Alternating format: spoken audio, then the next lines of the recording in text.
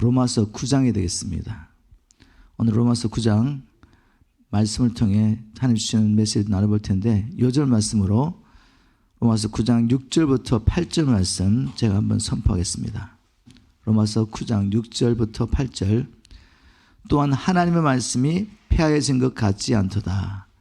이스라엘에서 난 그들이 다 이스라엘이 아니요 또한 아브라함의 씨가 다 그 자녀가 아니라 오직 이삭으로부터 난 자라야 내 씨라 칭하리라 하셨으니 곧 육신의 자녀가 하나님의 자녀가 아니라 오직 약속의 자녀가 씨로 여기심을 받느니라. 아멘. 오늘 로마서 9장 말씀을 통해 교회가 참 이스라엘입니까? 라는 제목으로 하나님의 말씀을 나눠보도록 하겠습니다. 오늘 주신 말씀을 나누기 전에 본문의 이해를 위해서 먼저 로마서의 9절을 잠깐 살펴보는 것이 필요할 것 같습니다. 로마서 9절을 보면 1장부터 8장까지 바울은 복음의 진리를 선포하겠습니다. 그리고 12장부터 16장까지 이 복음을 받은 자가 어떻게 살아야 되는지 구체적으로 나누겠습니다. 그런데 두 사이에 9장부터 11장이 끼어있는 구조입니다. 그러면 이 9장과 11장은 어떤 내용이 있습니까? 바울은 9장과 11장 말씀을 통해서 유대인의 구원의 문제를 다루고 있습니다. 유대인들은 하나님께서 선지자를 통해 오시리라 약속하신 메시아를 고대하고 있었습니다. 간절히 기다리고 있었죠. 그런데 정작 메시아고자 그를 배척하고 하나님의 독생자를 십자가 못 박아 죽였습니다. 왜냐하면 그들이 간절히 기다렸던 메시아는 죄와 사단의 권세에서 하나님의 진노에서 구원하는 메시아가 아니라 단지 로마의 통치에서 이스라엘 민족을 구원하는 그 메시아를 기다리고 있었기 때문입니다. 그래서 결국 메시아를 보냈는데 그 메시아를 핍박하고 배척하고 그리고 십자가에 못 박아 죽였습니다. 그런데 정작 유대인들이 저주하는 이방인들은 예수 그리스도를 하나님의 아들 그리스도로 믿고 하나님의 백성이 되는 역사가 있었습니다.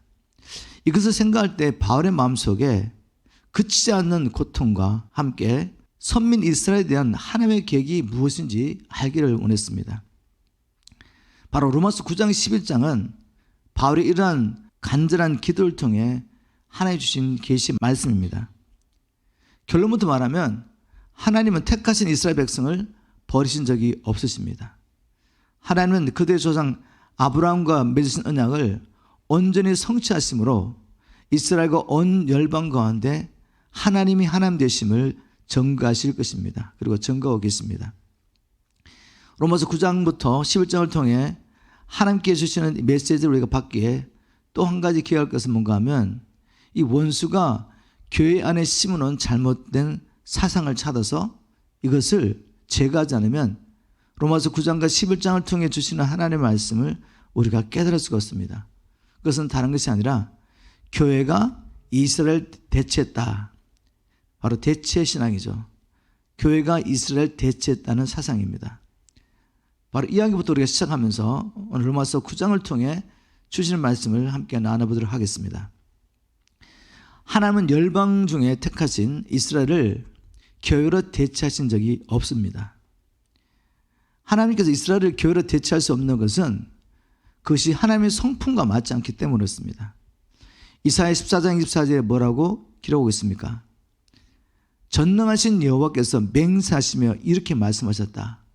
내가 계획한 것은 반드시 이루어질 것이며 내가 하기로 마음먹은 것은 반드시 실행될 것이다. 그러면 하나님은 아브라함과 그의 후손에게 어떠한 계획을 가지고 계십니까? 무엇을 약속하셨습니까? 하나님은 아브라함과 그의 후손에 하나님의 되시겠다고 영원한 계약을 맺었습니다. 창세기 17장 7절 말씀이죠. 현대는 성경.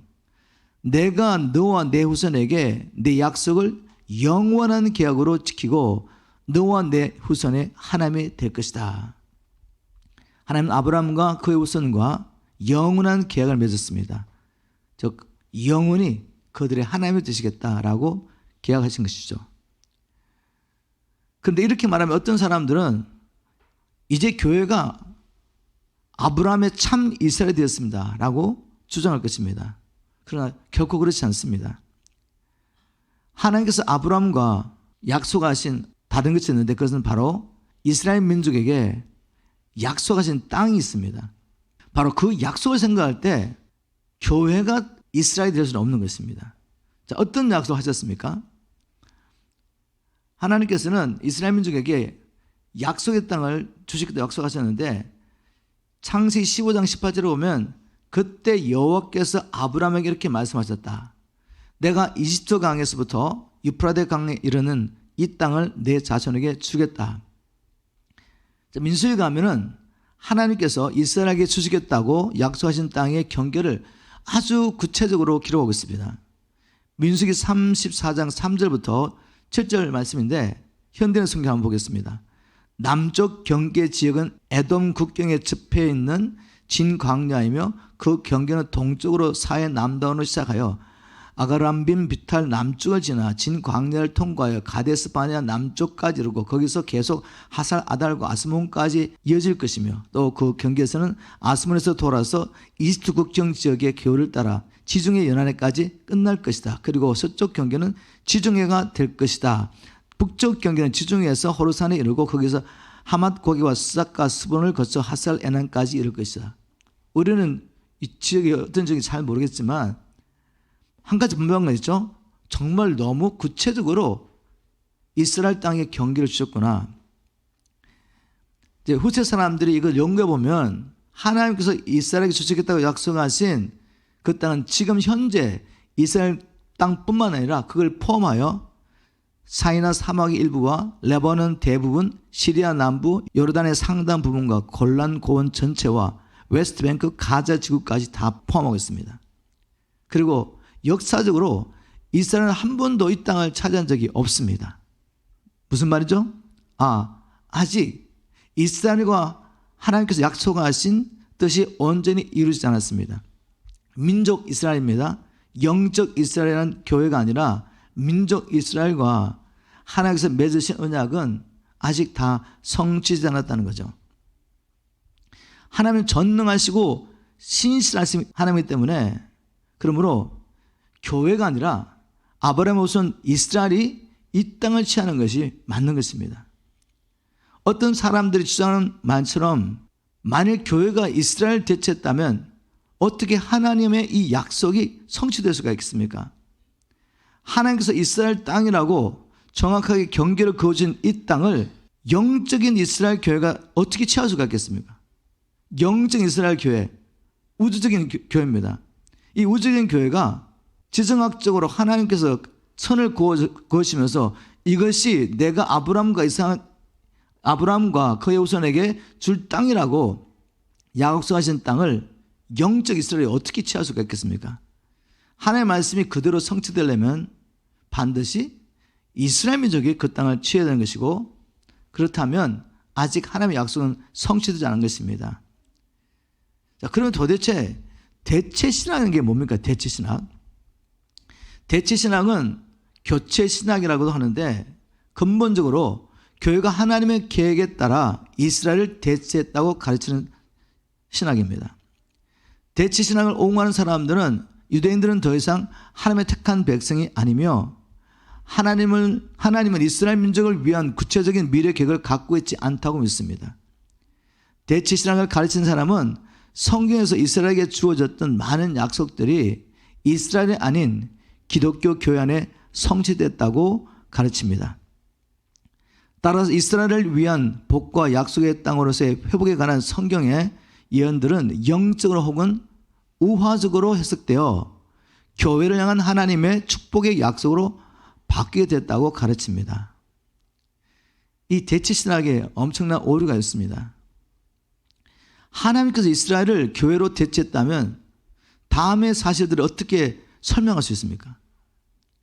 이스라엘 민족을 파괴하려는 수많은 시도도 불구하고 그들이 지난 2000년 동안 초자연적으로 생존하여 온 것을 어떻게 설명할 수 있습니까? 언어와 문화를 그대로 간직하고 1900년 동안 존재하지 않던 이스라엘 나라가 20세기에 국가로 다시 등장한 것을 어떻게 설명할 수 있습니까? 여러분, 우리가 이민 왔기 때문에 이해가 가죠. 이민 와서 1세대, 2세대, 30년, 60년, 100년 지나면 어떻게 됩니까? 우리가 코리안 디아스포라 왔는데 우리 후손들은 언어와 문화를 잃어버리고 이 미국이라는 나라에 동화가 됩니다. 그런데 이스라엘 민족은 열방이 흩어져 가지고 1900년 동안 흩어져 살았다는 거죠. 그런데 그들이 어떻게 그 언어와 문화를 그대로 간직하고 하루 만에 갑자기 나라를 세울 수가 있겠습니까? 하나님께서 이스라엘 민족을 향하신 계획을 이루시려고 행하신 일이 아니면 도저히 설명할 수가 없습니다. 하나님은 이스라엘을 겨울에 대체하지 않았습니다. 하나님은 여전히 이스라엘 하나님의 증인 삼으시고 이스라엘 통해 열방의 하나님을 알고 계십니다. 이사야 66장 8절에 이런 예언의 말씀이 있습니다. 이런 일을 듣고 본 자가 누구인가?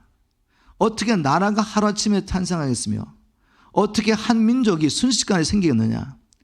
그러나 시온은 산통을 겪는 적시 그의 자녀들을 낳았다. 자, 이 말씀이 어떻게 성취됐습니까?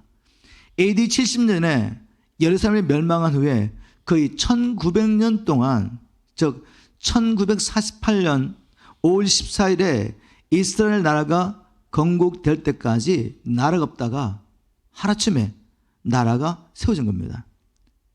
바로 이사야 66장 8절 말씀이 그대로 성취된 거죠. 또 에스겔서 39장 28절에 주님은 이렇게 예언하셨습니다. 전에는 내가 그들로 사로잡혀 열국에 이르게 하였거니와 후에는 내가 그들을 모아 고토로 돌아오게 하고 그 한 사람도 이방에 남기지 아니하리니 그들이 나를 여호와 자기들의 하나님인 줄 알리라. 이스라엘 백성들이 불순종함으로 열방이 흩어졌죠. 그런데 하나님은 자기 이름의 영광을 위해서라도 내 이름을 긋는 내 백성들 열방에서 고토로, 지금 말하는 팔레스타인 땅이죠, 그곳에 돌아오게 하겠다. 한 사람도 빠짐없이. 바로 이 하나님의 말씀에 성취되려고 19세기 말부터 시작된 알리아 운동, 즉 전 세계에 흩어진 유대인 디아스포들이 팔레스타인에 이스라엘 복귀하는 운동이 시작되었습니다. 그리고 지금도 그 일은 계속되고 있습니다. 자, 이것이 바로 대체 신학이 전혀 성경적이지 않다는 몇 가지 증거들이죠. 그 많은 증거도 있지만 이 정도로 하고, 그러면 이 대체 신화라는 것이 왜 시작된다 이거죠? 왜 생겨되었습니까? 애초에 교회 안에 왜 이런 사상들이 들어오게 됐냐 이거죠. 교회가 이스라엘을 대체했다. 교회사를 연구해보면 교회사에 지대한 영향력을 미쳤던 교부들이 반유대주의 사상을 갖고 있었습니다.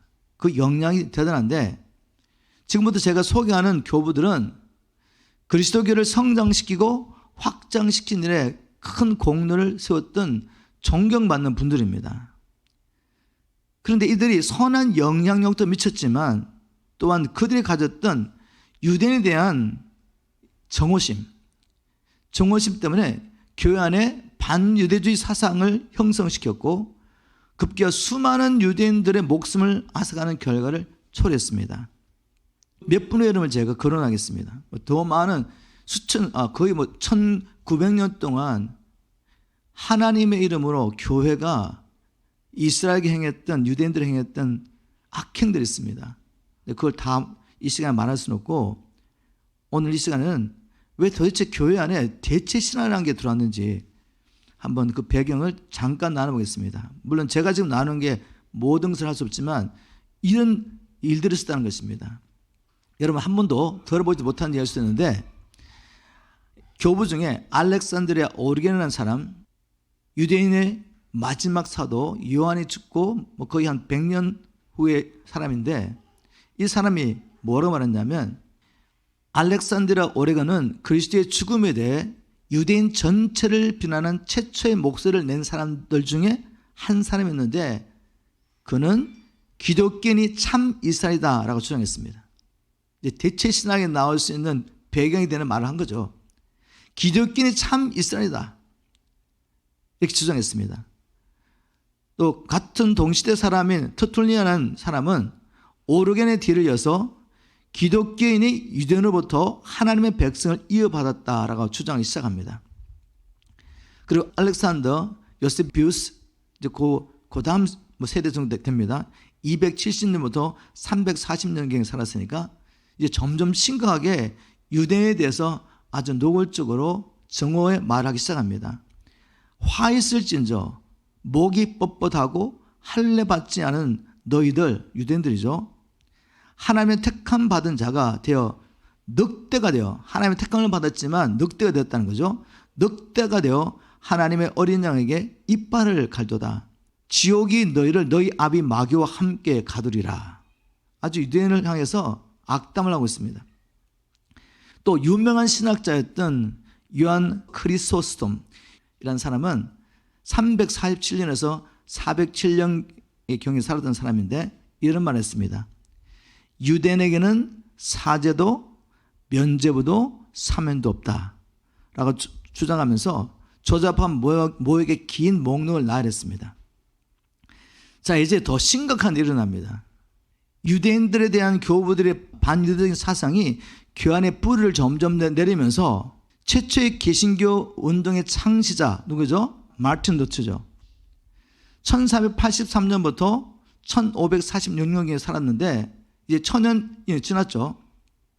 그동안의 교회 안에 이런 유대인을 향한 이 정오와 말도 안 되는 이야기들이 교회 안에 뿌리를 내리면서 마틴 루터는 죽기 3년 전에 유대인과 그들의 거짓말에 관하여라는 제목의 논문을 발표했습니다. 여러분, 이 논문의 이야기 일부를 발췌할 텐데 여러분의 귀를 아마 의심할 겁니다. 아니, 어떻게 종교 개혁자가 이런 발언을 할 수 있을까? 그가 뭐라고 말하는지 들어보십시오. 저는 마틴 루터를 지금 깎아내리는 게 아닙니다. 정말 교회사에 영향력이 있는 일을 하였지만 또한 그 안에 어떤 연유였든지 유대인에 대한 정오심에 들어가지고 하나님이 눈동자처럼 사랑하는 이스라엘 민족에 대해서 이런 말을 했습니다. 그가 한 말, 우리 그리스도인들은 이 저주받고 배척당한 유대인 종족을 어떻게 해야 할까요? 첫째, 회당을 불사르고 타지 않는 것은 헐그로 덮어 아무도 그 죄나 도를 볼 수 없게 해야 합니다. 회당을 불사르고 난 다음에 죄가 남을 거 아닙니까? 그 죄까지 보이지 않도록 헐그로 덮어야 된다는 거죠. 그리고 이렇게 하는 것이 하나님과 기독교의 명예를 위해 이루어져야 합니다. 여러분 상상해 가십니까? 이렇게 함으로 우리는 하나님께 우리가 그리스도인이라는 것을 보여줘야 합니다. 유대인들을 향한 이런 악한 일을 행하면서 정오와 분노를 쏟아보면서 이렇게 하는 것이 우리가 그리스도인이라는 것을 하나님께 보여주는 증거라고 말한 거죠. 둘째, 그들의 집도 마찬가지로 무너지고 파괴돼야 합니다. 그들이 땅의 주인이 아니라 비참한 포로됨을 깨달을 수 있도록 집시처럼 한 지붕 아래나 마곡간에 가둬야 합니다. 여러분 잘 들어보십시오. 이게 이제 문자적으로 이루어집니다. 나중에. 셋째, 그들에게 우상 숭배와 거짓말과 저주 그리고 신성 모독을 가르치는 기도수와 탈무드를 박탈해야 합니다. 넷째, 그들의 랍비들은 죽음의 위협 아래서 더 이상 가르치는 것이 검토해야 합니다. 요약하자면, 지금 마틴도 하는 말입니다. 요약하자면 여러분의 영토에 유대인이 있는 친하는 왕자들과 귀족들이여, 내 조언이 여러분에게 적합하지 않다면 더 나은 조언을 찾아 여러분과 우리 모두가 참을 수 없는 악마의 짐, 즉 유대인으로부터 자유로울 수 있도록 하십시오. 유대인을 악마의 짐, devilish burden이라고 표현했습니다. 유대인을 하고 왜 이렇게 정오의 마음을 가지겠을까요? 이건 성령이 줄 수 있는 마음이 결코 아니죠. 예수님은 원수도 사랑으로 그랬는데 어떻게 이런 생각들, 이런 악한 감정들이 하나님 사람들에게 들어갈 수 있는지 정말 놀랍습니다. 유대인들을 악마의 짐이라고 표현하며 악마 다음으로 기독교인에게는 유대인보다 더 쓰라리고 짜증나는 원수가 없습니다 라고 말했습니다. 여러분 최초의 개신교 운동의 창시자라고 할 수 있는 마틴 루터가 이런 말을 했다는 거 들었으니까 너무 충격적이죠. 더욱 비극적인 그리고 역사적인 사실은 루터가 정오에 찬 논문을 쓴 지 약 500년 후에 아돌프 히틀러는 루터의 제안을 자신의 정치적인 야심을 이루는 일에 그대로 반영해서 그 당시 약 900만 명 정도의 유대인 중에 3분의 2에 해당하는 600만 명 유대인들을 하나님의 이름, 교회 이름으로 확찰했습니다. 그 외에도 교회사 가운데 하나님의 이름으로 교회가 유대인들에게 행했던 만행은 수없이 많습니다. 교회가 유대인들에게 하나님의 이름을 행한 이 만행의 배경에 교회가 이스라엘 대체했다는 잘못된 사상이 깔려 있었다는 것을 우리는 배제할 수 없죠. 우리는 역사를 통해 배워야 합니다. 그것은 교회사에 선한 영향을 미쳤던 하나님의 종들도 증오심이라는 마귀의 덫에 걸릴 수 있다는 것. 그래서 그리스도의 성품과는 상반되는 발언과 행동을 통해 오히려 교회에 큰 해를 끼칠 수 있다는 사실입니다. 제가 로마서 9장부터 11장 말씀을 나누기 전에 현대 교회 안에 만연해 있는 대체 신앙에 대해서 나눈 것은 이런 왜곡된 사상이 알게 모르게 우리 안으로 들어왔다는 거죠. 여러분, 이스라엘에 대한 약속들을 볼 때마다 우리는 자동적으로 그것을 우리라고 그냥 대체해버려요. 왜 그럴까요? 우리도 모르게 그런 신학을 배운 목사님을 통해서 성경을 계속 들었기 때문에, 성경 말씀을. 자, 그분들도 알고 한 건 아니겠죠? 그렇게 배웠으니까. 그러나 그것은 성경지지 않습니다. 이런 비성경적인 사상이 우리 안에 있는 이상 성경 안에서 유대인을 향하신 하나님의 구원 계획 열리지 않습니다. 유대인을 특별한 사람 취급하자는 것이 아니라 하나님이 자신이 누구신지 열방에 드러내시기 위해서 그 많은 민족 가운데 유대인을 택하셨다는 것 때문에 그렇습니다. 하나님의 계획과 관련해서 우리는 이제 유대인을 보는 시각 바꿔야 합니다. 2000년 기독교 역사 동안 교회가 유대인들에게 가졌던 정오심과 그에 따른 만행에 대해서 진심으로 회개해야 합니다.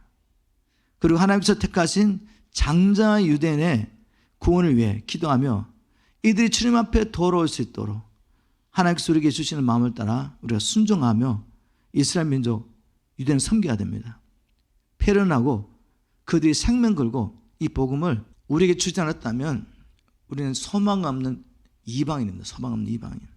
이제 본문 말씀으로 돌아가서 이스라엘 향하신 하나님의 계획이 무엇인지 함께 살펴보도록 하겠습니다. 바울은 그의 동족 이스라엘의 구원 문제 때문에 마음에 큰 근심과 고통을 느꼈습니다. 로마서 9장 1절부터 3절을 제가 현대의 성경을 한번 읽어보겠습니다. 그리스도 안에 있는 내가 진실을 말하고 거짓말을 하지 않는다는 것을 성령님 안에서 내 양심이 증거하고 있습니다. 나에게는 큰 슬픔과 그치지 않는 마음의 고통이 있습니다. 만일 내 동족이 구원만 얻는다면 내가 저주를 받아 그리스도에서 떨어져 나가는 한이 있더라도 나는 그렇게 되기를 바라고 있습니다. 바울은 왜 자기 민족 유대인들 때문에 마음에 큰 근심과 고통을 느꼈습니까?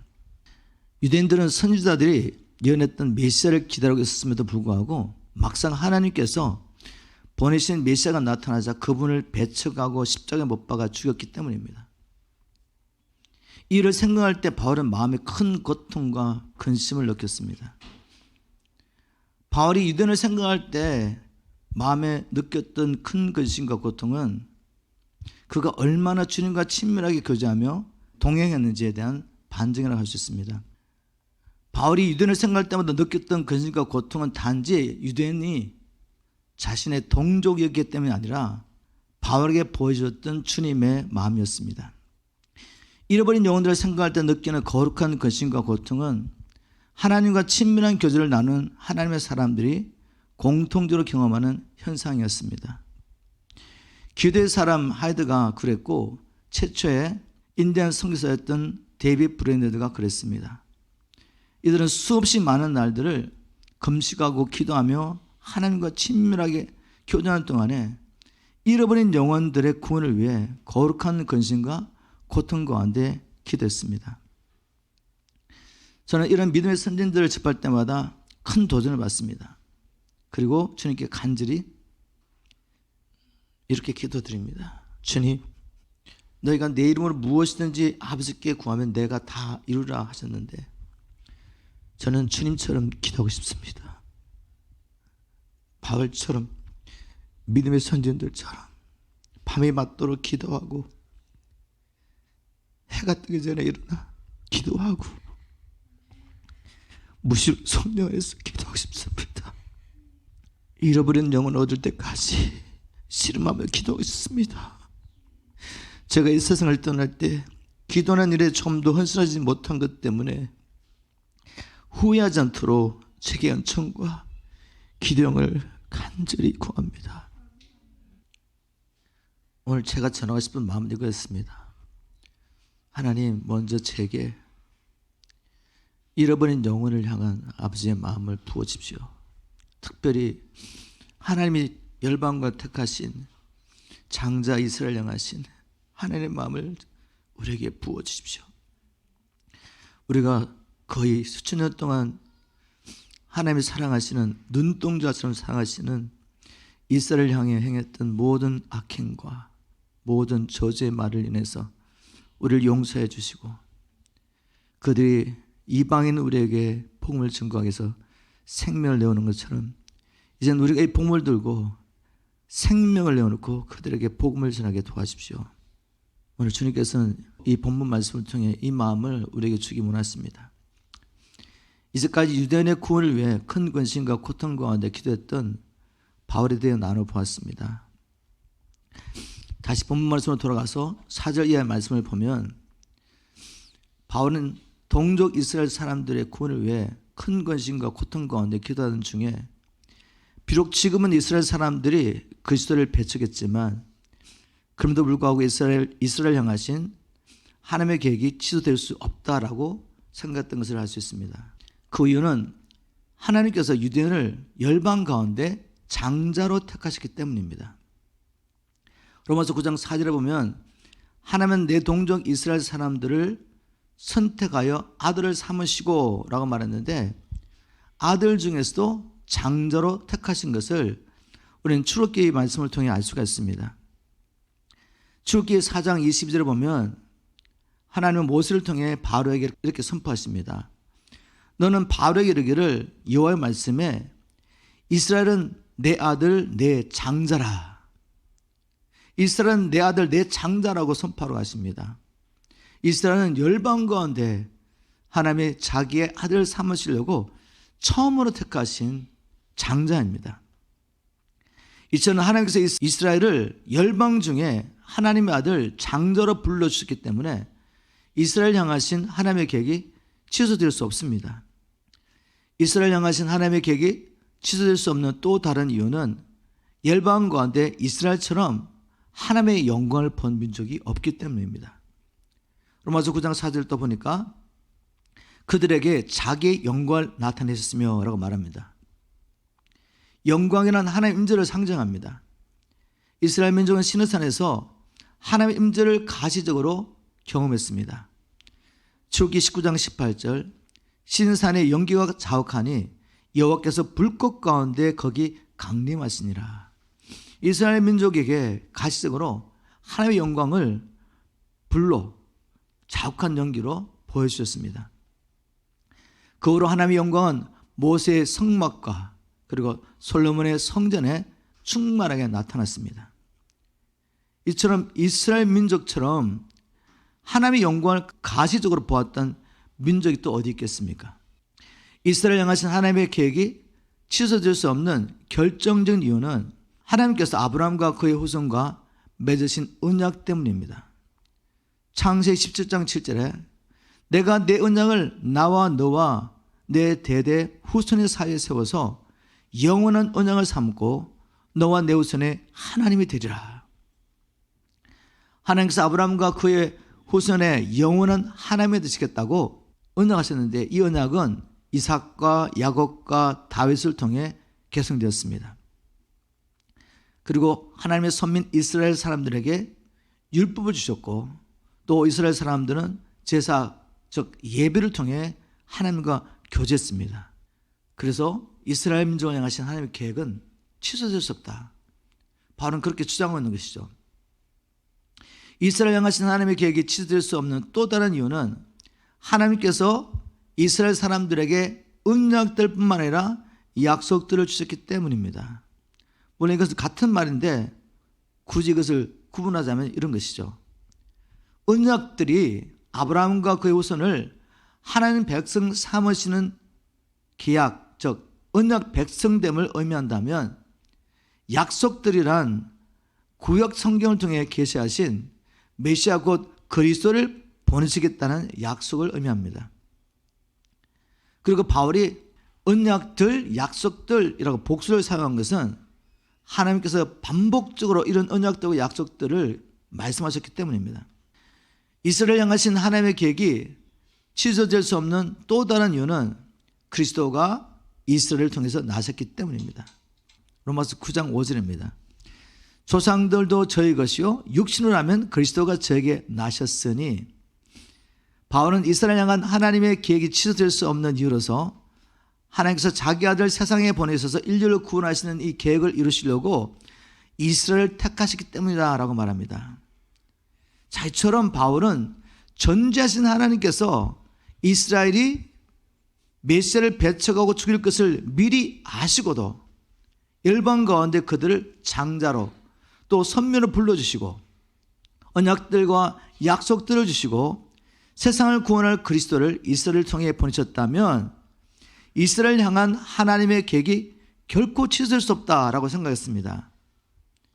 자, 그럼에도 불구하고 바울에게는 해결할 문제가 있었습니다. 뭐죠? 그것은 바울 당시의 유대인들이 그리스도를 배척하고 죽였다는 이 사실은 부인할 수 없기 때문입니다. 그리스도를 배척하고 죽인 이 유대인이 어떻게 언약 백성이 될 수 있느냐 이거죠. 다음 말씀은 이 문제에 대한 바울이 찾은 해답입니다.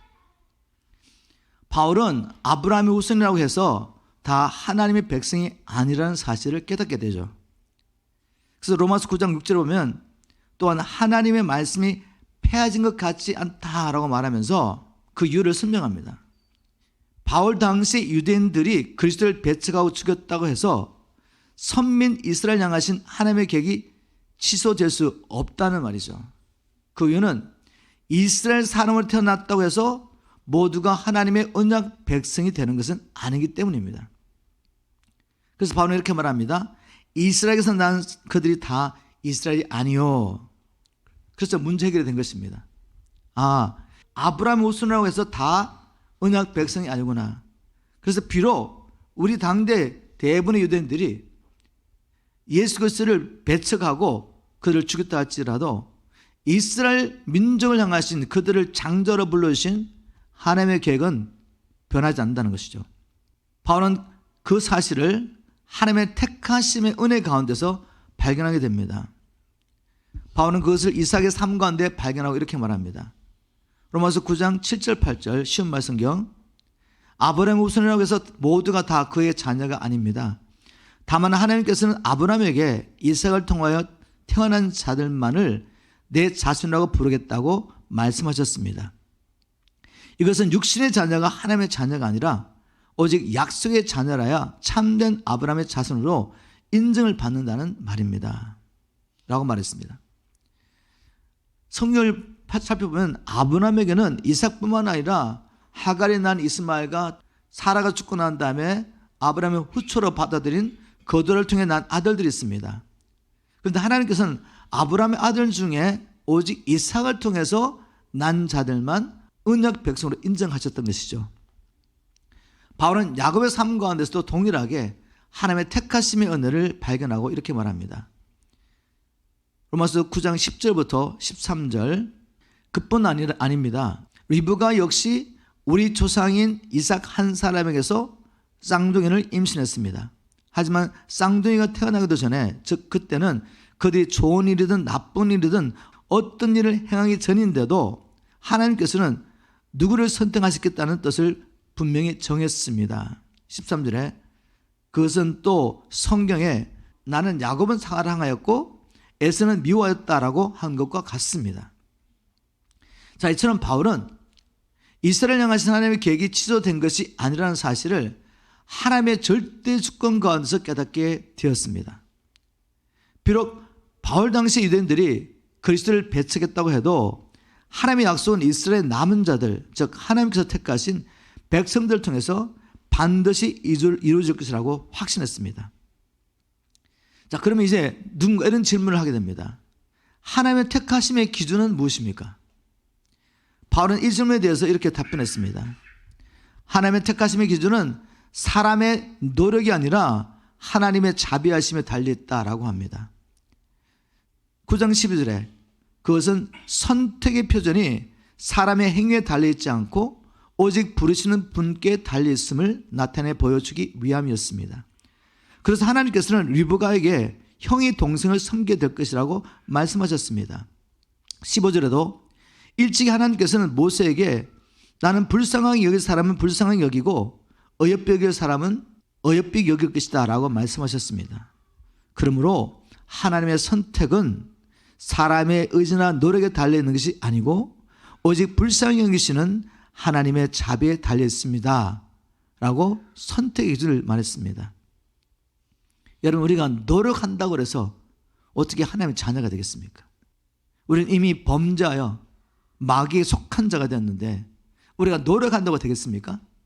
아무도 스스로 노력하여 하나님의 자녀가 될 수 없는 것이죠. 그런데 하나님께서는 어떤 사람을 하나님의 자비하심으로 택하여 주시고 자기의 백성 삼아주신 것이죠. 선택의 기준은 하나님의 자비에 달렸다라고 바울은 말합니다. 바울은 그 예로 다시 바로와 이스라엘 사람들을 예로 들었습니다. 17절 18절 말씀, 하나님은 바로에게 내가 너를 세운 것은 내 능력을 너에게 보여 내 이름이 온 세상에 널리 퍼지도록 하기 위해서이다 라고 말씀하셨습니다. 그래서 하나님께서는 자기가 원하시는 대로 어떤 사람은 불쌍히 여기고 어떤 사람은 완고하게 하십니다. 객관적으로 보면 바로나 이스라엘 사람들이나 모두 하나님의 진노를 받아 마땅한 죄인들이었지만 그들 중에 바로는 하나님의 능력을 드러내는 도구로, 반면에 이스라엘 사람들은 하나님의 자비를 드러내는 도구로 하나님이 선택하셨습니다. 자, 그러면 또 어떤 사람은 이렇게 반문합니다. 만일 하나님께서 어떤 사람을 하나님의 진노를 쏟으실 사람으로 택하시고 그 사람의 마음을 완악하게 하셨다면 어찌 그 사람에게 책임을 물을 수 있습니까? 라고 반문할 것입니다. 이 질문에 대한 바울의 답변은 아주 단호합니다.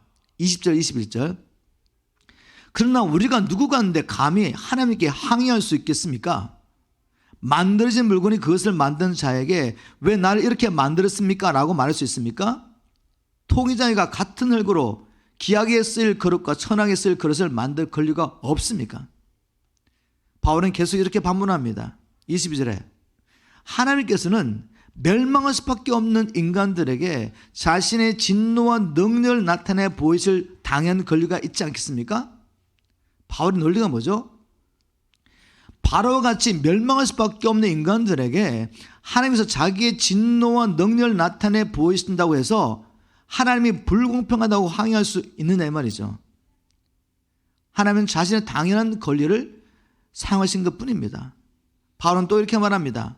23절에 또한 하나님께서는 자기의 영광이 얼마나 풍성한가를 모든 사람이 볼 수 있도록 자신이 자비를 베풀겠다고 작정하신 사람들에게 은혜를 베푸실 권리가 있지 않습니까? 그래서 하나님께서 그런 권리를 사용하셨더라도 그게 뭐가 잘못되었단 말입니까?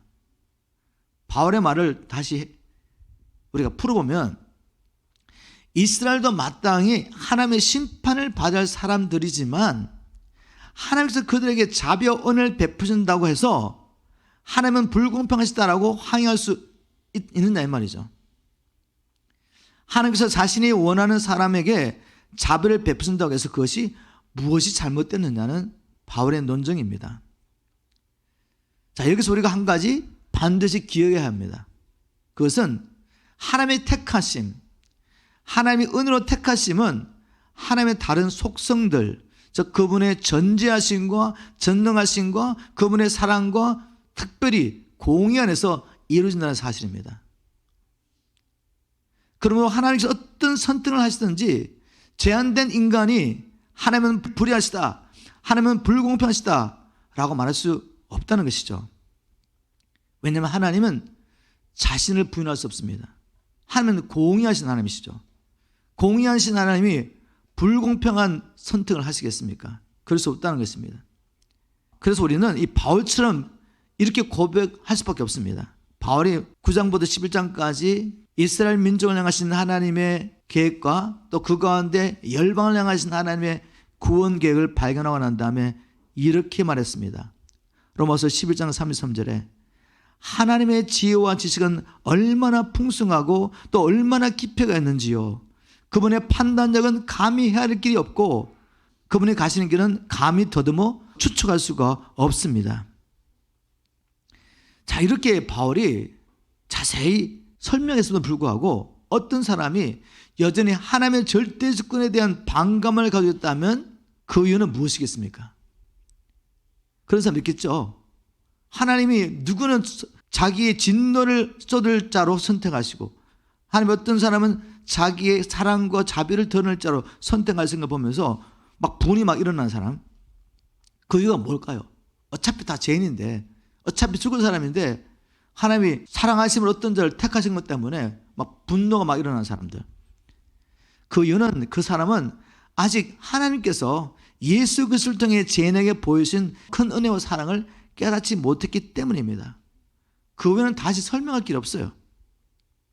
이런 사람은 다시 로마서 1장부터 8장으로 돌아가서 하나님께서 영원히 죽을 수밖에 없는 자신과 우리 이 죄인들을 살리기 위해서 어떤 일을 행하시는지 보고 깨달아야 합니다. 말씀을 맺겠습니다. 하나님은 이스라엘을 교회와 대체하지 않으셨습니다. 하나님은 아브라함과 그의 후손과 맺으신 언약을 철회하신 적도 없습니다. 왜냐하면 하나님은 아브라함과 그의 후손이 다른 민족보다 낫기 때문에 그들을 장자로 또한 선민으로 택한 것이 아니라 그들을 사랑하심으로 택하셨기 때문입니다. 무엇보다도 하나님은 신실하시기 때문에 말씀하신 것을 반드시 이루어야 합니다. 예수님은 마침내 이스라엘 남은 자들의 눈이 열려서 찬송하리로다 주의 이름으로 오신 이여 라고 주님을 환영할 때 다시 오실 것입니다. 그러므로 우리는 장자 이스라엘 주님께 돌아오도록 이스라엘 남은 자를 위해서 기도하며 하나님과 동행하는 자로 남은 생에 주님을 섬기게 되기를 주님으로 축복합니다.